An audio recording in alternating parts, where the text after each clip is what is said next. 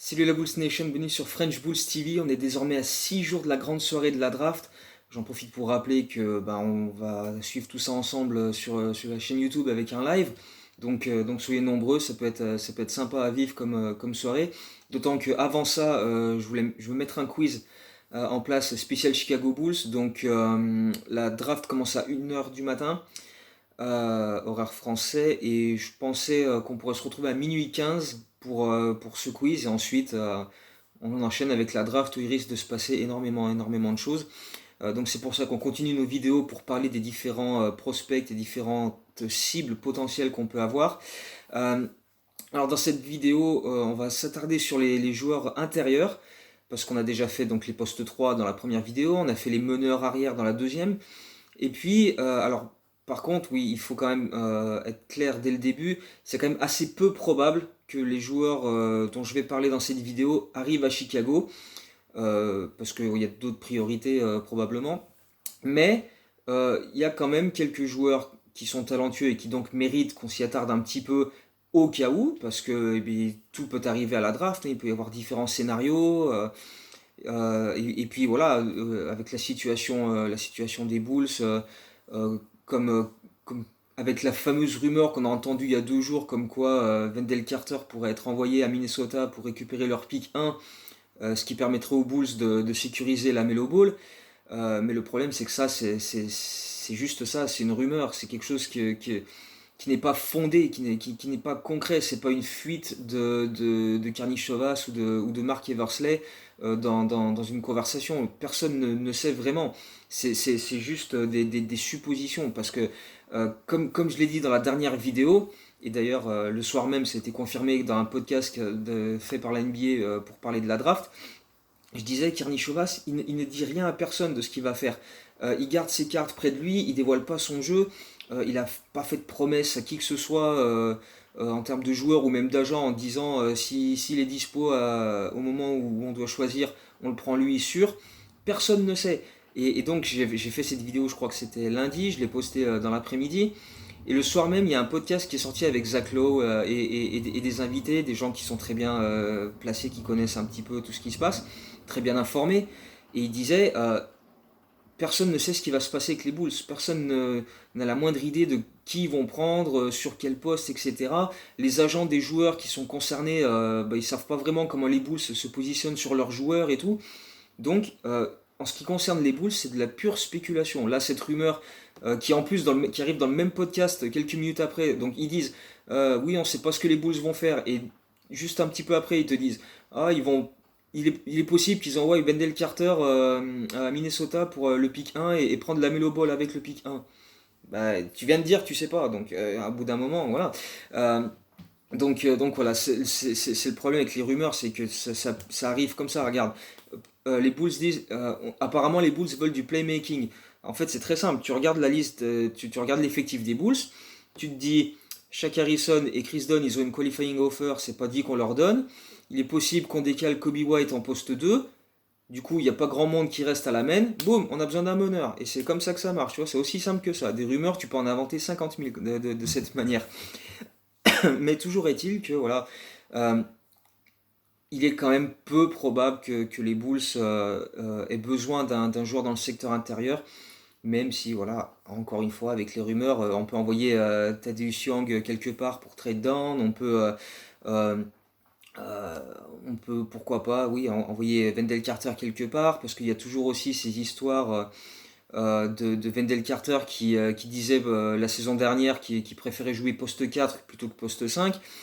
Seulement si tu le décales en 4, tu as Markkanen, Carter et Young sur le même poste, et il va falloir trouver une solution, et c'est probablement une des solutions, ça va être le départ d'un de ces joueurs-là.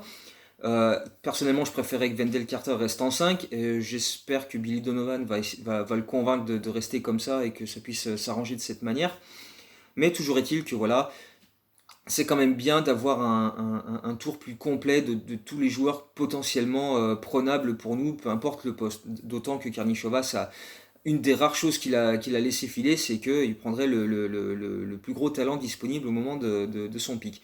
Donc voilà, c'est pour ça qu'on va quand même s'intéresser un petit peu aux joueurs intérieurs, à commencer par Obi Toppin. Obi Toppin qui est projeté très très haut et c'est assez compréhensible quand tu le vois jouer, quand tu regardes ses matchs un petit peu, parce que la première chose qui te saute aux yeux quand tu regardes ce gars-là, c'est que c'est un monstre athlétique. Il est capable de tout. Il a un combo qui est assez fou en termes de un mix d'agilité, de puissance et de vitesse qui est quand même assez impressionnant et franchement intéressant. Euh, il est capable, voilà, dans beaucoup de situations offensives, de faire jouer sa carrure, sa puissance et sa vitesse, que ce soit près du cercle où il te prend en post-up, il te met des grands coups d'épaule, il te dégage et derrière il te claque des gros dunks. Il est capable de s'écarter en plus, donc c'est intéressant aussi. Il peut prendre des shoots à 3 points euh, relativement avec aisance parce qu'il a un shoot plutôt correct en plus. Donc pour un gars de 2 m 8 c'est quand même pas mal. Il y a eu des rumeurs comme quoi il pouvait jouer 3 éventuellement, mais ça j'ai un petit peu plus de mal à y croire. Je pense que c'est plus un 4 pur. Mais ceci dit, c'est vrai qu'offensivement il présente une belle palette voilà, de secteur intérieur et est capable de s'écarter. Alors, je vais faire une comparaison extrêmement exagérée, mais c'est juste pour donner une idée, hein. C'est évidemment pas ça, mais c'est pour donner une sorte d'idée. C'est une sorte de Daniel Gafford près du cercle, mais avec un shoot extérieur. Parce que voilà, près du cercle, il est tellement puissant. Et puis c'est le genre de joueur, tu lui envoies la balle en lob, et même si c'est pas forcément une super passe, il est capable de la rattraper, de la rabattre dans le cercle comme un barbare. Dans ce sens-là, il fait penser un peu à Gafford, mais capable de s'écarter et de proposer des solutions, créer du spacing, etc. Euh, le problème pour lui, c'est que défensivement, c'est pas tout à fait la même chose. Euh, alors que pourtant, tu vois, je viens de le dire, il est extrêmement puissant. euh, et pourtant, des fois, tu as l'impression, quand tu le vois en 1 contre 1 notamment, euh, t'as- je vais, je vais pas dire qu'il est soft, parce que c'est pas vrai, ce serait exagéré de dire ça, c'est absolument pas ça. Mais tu as l'impression que des fois, il fuit un petit peu le contact. Alors pourtant, il a quand même le coffre, même si c'est pas le plus puissant ni le plus athlétique des joueurs à ce poste-là parmi les joueurs à la draft, mais, voilà, des fois tu sens qu'il évite un petit peu le contact, qu'il va pas forcément euh, faire tout ce qu'il faut. T'as l'impression qu'aussi, avec son énorme envergure, des fois il se contente un peu de ça, tu vois, il va lever le bras et puis il va contrer ce qui passe sans forcément avoir un gros timing au niveau du contre, mais profiter de ses longs bras et de son envergure, aussi parfois pour essayer de se projeter et d'intercepter des ballons, et des fois ça fait un petit peu des gambles qui sont difficiles à rattraper derrière. Euh, mais voilà, ça ce sont des choses qui sont évidemment tout à fait possibles de corriger, hein, en travaillant un petit peu, et c'est pas des gros défauts non plus. C'est euh, c'est juste, voilà, c'est se bûcher là-dessus et être un peu plus attentif en défense, parce que c'est vrai que des fois il est pas totalement focus. T'as l'impression que j'en avais déjà parlé avec d'autres joueurs dans une vidéo précédente, si c'est pas son vis-à-vis qui a le ballon, bon, il est pas trop concerné, quoi. Il regarde pas trop ce qui se passe autour, quoi. S'il est en 1 contre 1, il essaye un petit peu, même si bon, parfois fuir le contact, ça aide pas beaucoup. Mais c'est vrai que si le ballon est à l'opposé, il va être un peu moins focalisé sur le déroulement de l'action et sur ce qui se passe. Mais bon, voilà, encore une fois, c'est des choses qui se travaillent relativement facilement. Euh, Parfois, il mord un petit peu à toutes sortes de feintes, il saute un peu dans tous les sens, mais bon, ça aussi, c'est quelque chose qui se travaille et qui est pas un gros problème. Il y en a beaucoup qui avancent le fait qu'à 22 ans, il ait une marge de progression qui soit extrêmement réduite. Alors, c'est vrai que moi, j'ai un petit peu de mal toujours avec ces histoires de à 22, 23 ans. Évidemment, tu as moins d'années de progression devant toi que si tu en as 19, c'est mathématique, tu peux pas aller contre ça, mais ça veut pas dire que tu peux plus apprendre et plus beaucoup progresser. Tu peux encore faire d'énormes progrès et modifier ton jeu, même si t'as 22 ou 23 ans. Dans le cas de Topin, je pense pas que le fait d'avoir 22 ans soit extrêmement rédhibitoire pour sa progression future, quoi. Après, c'est à lui aussi de faire les efforts qu'il faut. Je pense qu'il a l'envie pour ça, de progresser. Enfin, en tout cas, j'ai pas vu de signes qui me font penser que ce soit une feignasse qui n'ait pas envie de progresser ou quoi que ce soit, ou qu'il ait une mauvaise attitude. Donc, euh, Voilà, un joueur qui est quand même au profil intéressant, même si dans l'absolu, je pense que c'est quelqu'un qui s'appuie quand même beaucoup plus sur ses qualités physiques et athlétiques au départ que sur un véritable QI basket et des fondamentaux de ouf. Mais encore une fois, c'est quelque chose qui peut éventuellement se travailler avec le temps et qui peut s'améliorer. Euh, un autre joueur sur lequel on va revenir, mais alors lui pour le coup, c'est pareil, c'est un petit peu l'opposé. Je me rappelle dans la première vidéo, on avait parlé de Aziak Okoro et de Denis Avdija, un qui était extrêmement fort du côté défensif, mais pas trop offensivement, et l'autre c'était l'inverse, qui était un super joueur offensivement, mais défensivement ça calait un peu plus.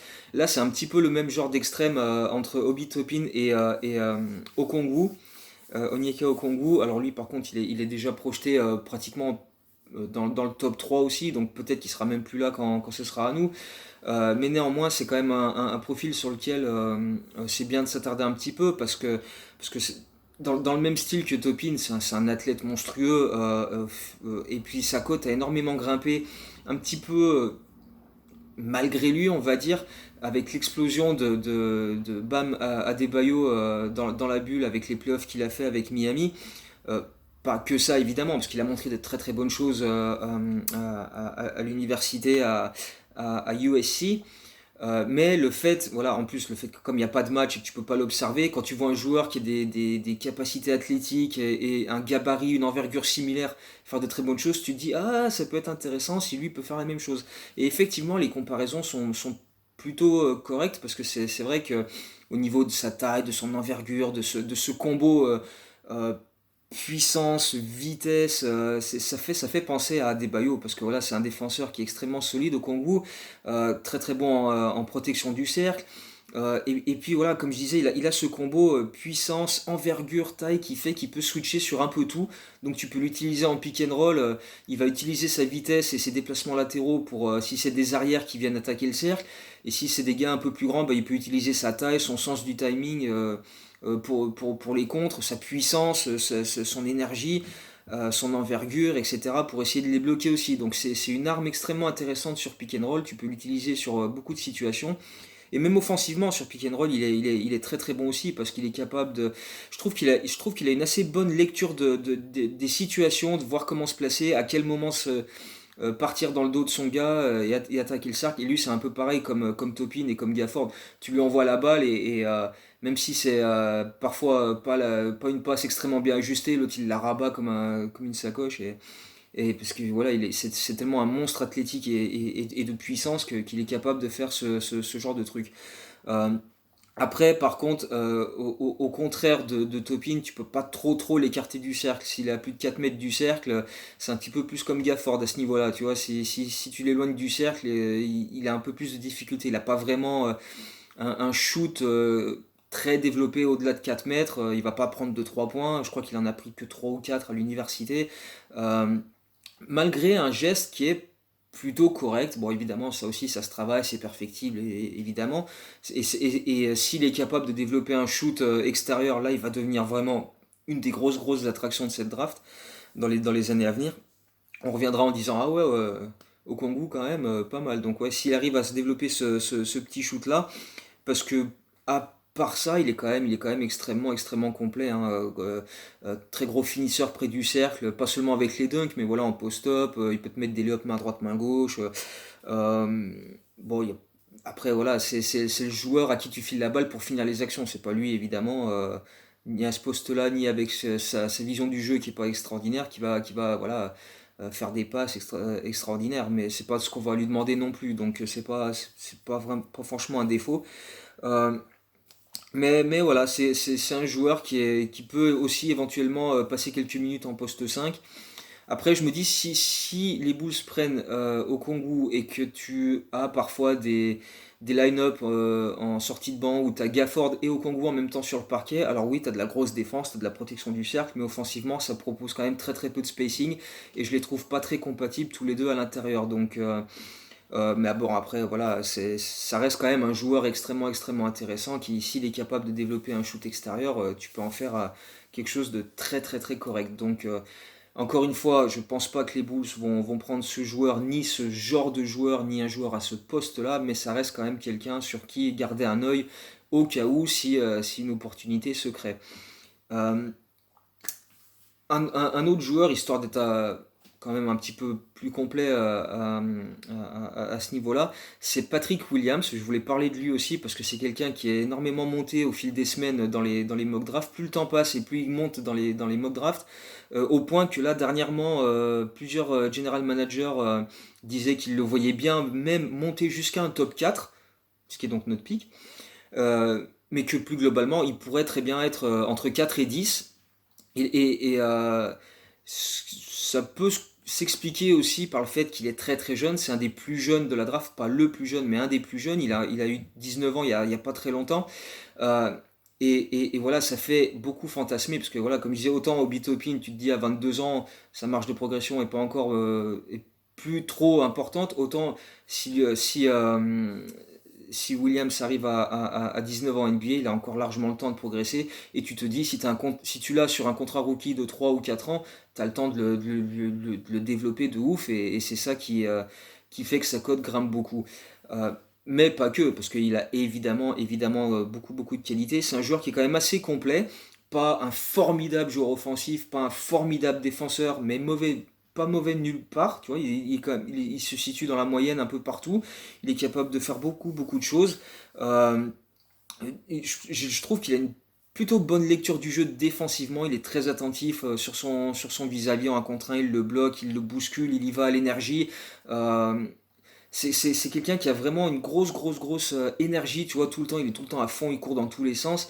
Euh, à modérer peut-être un petit peu aussi parce que c'était un sixième homme. Il jouait 22 minutes par match à l'université à Florida State. Et du coup, si tu lui files beaucoup plus de temps de jeu, peut-être qu'il aura moins de dynamisme. Mais bon, de toute façon, je pense pas qu'au départ, ce sera un joueur qui jouera beaucoup plus que ça. Donc tu peux le faire rentrer en tant que remplaçant et le faire jouer 15-20 minutes par match. Et le mec va être à fond, il va sauter sur tous les rebonds. Il a une envergure monstrueuse. Il a une envergure de 2,10 m pour un joueur de 2,5 m à 19 ans qui peut encore grandir. C'est quand même extrêmement intéressant. Il a un très très bon timing défensif. Le souci, c'est que il manque un peu de vitesse et parfois ça lui joue des tours.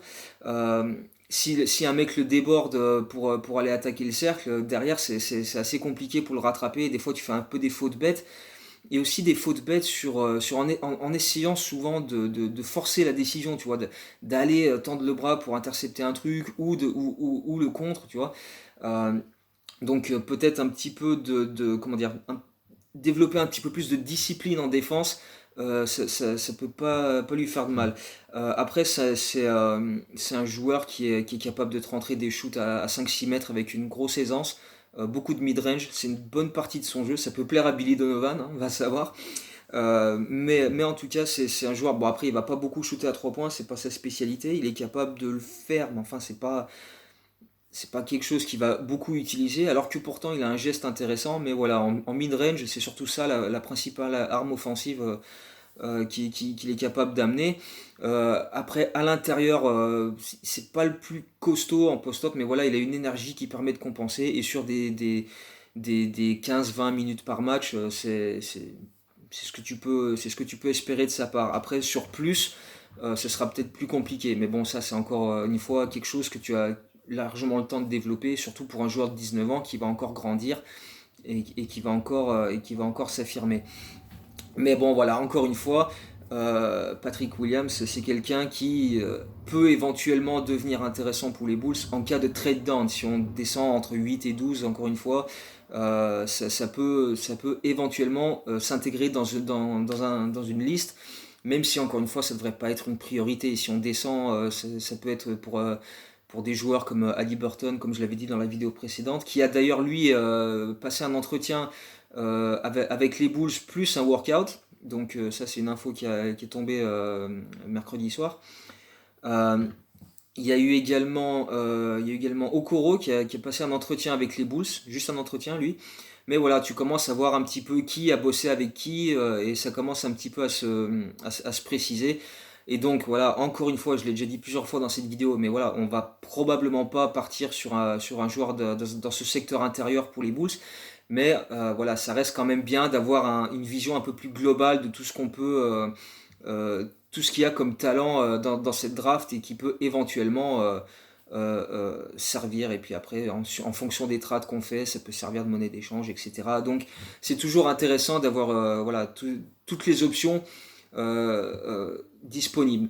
Parce que c'est vrai qu'il y a eu des histoires les années précédentes où quand les Bulls avaient les pick 7, Foreman, Paxson et tous les scouts, comme ça, ils étudiaient une dizaine de joueurs grand max et ils se disaient, bah, de toute façon, il va en rester un ou deux qui sera encore dispo en pick 7, on choisira à ce moment-là et basta. Alors que là, je pense que Kearney Chovas, Mark Eversley, Pat Conley et tous les scouts et tout le staff qui s'affaire à la draft, Billy Donovan également, et les assistants, voilà, je pense qu'ils ont vu beaucoup plus large et donc ça reste quand même bien d'avoir une vision plus globale de tout ce qu'on peut éventuellement récupérer à la draft. Donc voilà, c'est pour ça que je voulais faire cette vidéo, même si voilà, c'est ces trois profils-là sur les secteurs intérieurs qui me plaisaient bien et qui font éventuellement du sens si jamais les Bulls décident de partir dans cette direction.